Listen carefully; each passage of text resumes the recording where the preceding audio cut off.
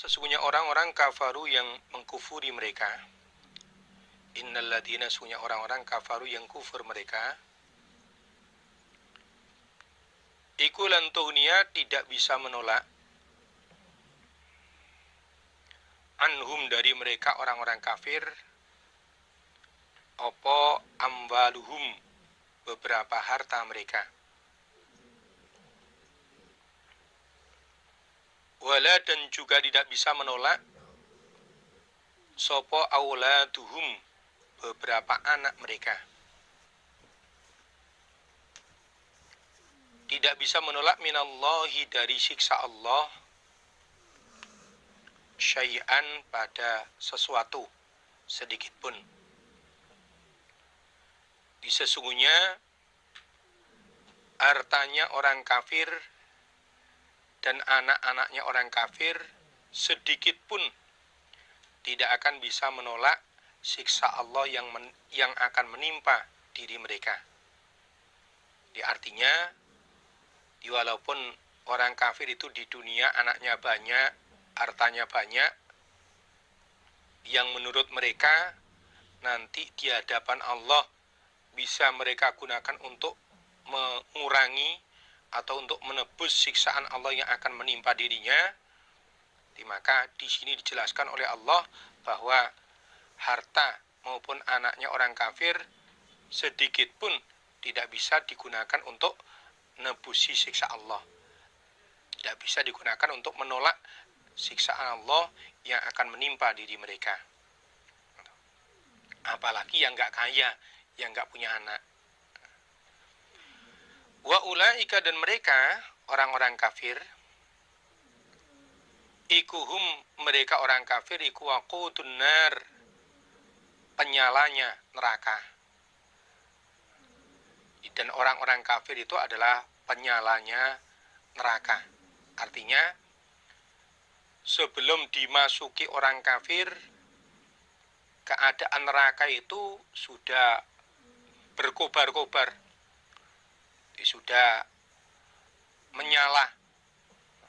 Bahkan dijelaskan di dalam sebuah riwayat hadis, di neraka itu sudah dipanasi 1000 tahun, warnanya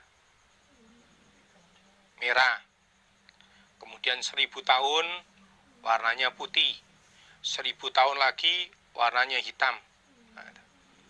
Di saat neraka keadaan warna hitam, sedang panas-panasnya itu, kemudian orang kafir dimasukkan ke dalam neraka, maka neraka itu akan berkobar-kobar. Itu namanya penyalanya neraka. Kada bi'ali Fir'aun, adapun kebiasaan orang kafir Mekah itu, kada bi'ali Fir'aun, sebagaimana kebiasaan keluarga Fir'aun. Di keluarga Fir'aun ini artinya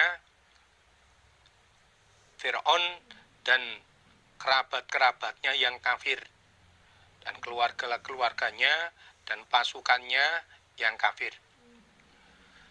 Walladina, dan orang-orang min qablihim, dari sebelum mereka, al Fir'aun. Kebiasaan orang-orang kafir Mekah itu sebagaimana kebiasaan Fir'aun beserta keluarganya yang kafir dan orang-orang kafir sebelum Fir'aun. Sama. Nah, kalau Fir'aun dan pasukannya dulu seperti itu, orang-orang kafir sebelum Fir'aun seperti itu, maka orang-orang kafir Mekah juga sama kebiasaannya. Itu kadzabu, mendustakan mereka, biayatina, pada beberapa ayat kami Allah. Sehingga fa'akhadhahum, lalu menyiksa pada mereka sapa Allah bidzunubihim, sebab beberapa dosa mereka. Jadi kebiasaan orang-orang kafir Mekah, orang-orang kafir Quraisy itu seperti kebiasaannya Fir'aun dan keluarga-keluarganya yang kafir. Juga seperti kebiasaannya orang-orang kafir sebelum Fir'aun. yaitu mereka semua mendustakan, mereka semua tidak percaya terhadap ayat-ayat kami Allah, terhadap ayat-ayat Allah. Sehingga sebab dosanya itu akhirnya mereka disiksa oleh Allah. Kalau orang-orang kafir zaman dulu, sebab kafirnya, sebab mendustakannya terhadap ayat Allah disiksa oleh Allah. Kemudian Fir'aun dan pasukannya juga begitu, karena mereka mendustakan ayat Allah, tidak mempercayai ayat-ayat Allah, sehingga disiksa oleh Allah. Maka orang-orang kafir Mekah juga akan seperti itu. Karena mereka mendustakan ayat-ayat Allah, tidak mau percaya dengan ayat-ayat Allah, juga nantinya mereka akan disiksa oleh Allah. Wallahu adapun Allah iku syadidul iqabi, berat menyiksanya. Berat menyiksanya terhadap orang-orang kafir dan orang-orang yang tidak mau bertobat. Oleh karena itu para warga jamaah, para kaum muslimin, para saudara-saudara mukminin semuanya, mumpung kita masih hidup di dunia, masih ada kesempatan untuk memperbaiki diri, marilah kita perbaiki diri kita dengan memperbanyak beramal-amal yang baik, menjaga diri dari dosa-dosa, dari pelanggaran-pelanggaran, dari kemaksiatan-kemaksiatan sekecil apapun. Apalagi ini menjelang bulan Ramadan, yang menurut dalil bahwa amalan-amalan yang baik di bulan Ramadan akan dilipat gandakan oleh Allah. Dalam sebuah hadis Rasulullah Shallallahu Alaihi Wasallam bersabda, "Fattaku syahra Ramadan, fa innal hasanat tudha'afu ma la tudha'afu fi masiwah."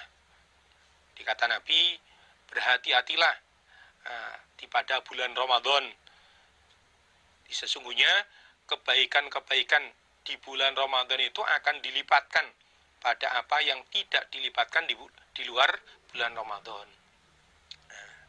Di mendekati bulan Ramadan ini, mari kita bersihkan diri kita dari dosa-dosa, dari pelanggaran-pelanggaran yang sudah kita kerjakan selama ini dengan cara bertaubat kepada Allah dengan taubatan nasuha, banyak mengerjakan sholat taubat, banyak membaca istighfar. Kemudian kalau kesalahan terhadap sesama anak Adam, ya dengan minta maaf, diminta keriduan pada orang yang pernah kita salahi, sehingga begitu masuk bulan Ramadan, betul-betul diri kita telah suci, telah bersih dari dosa-dosa, dari pelanggaran-pelanggaran, sehingga di bulan Ramadan kita bisa mengepolkan ibadah, bisa mencapai 5 sukses Ramadan. Yang pertama, itu kita bisa sukses puasanya sebulan penuh. Nanti kita usahakan kalau memang tidak sakit, kalau kondisi badannya sehat, diusahakan bisa puasa selama sebulan penuh. Nah, agar puasa kita nanti betul-betul diterima oleh Allah, jadi pahala, maka hal-hal yang sekiranya bisa membatalkan puasa, kita jauhi betul. Ya, termasuk diantaranya yang bisa membatalkan puasa itu selain makan minum adalah berkata dusta, ngomong bohong. Kemudian yang kedua, sukses sholat tarawihnya, di sholat malamnya.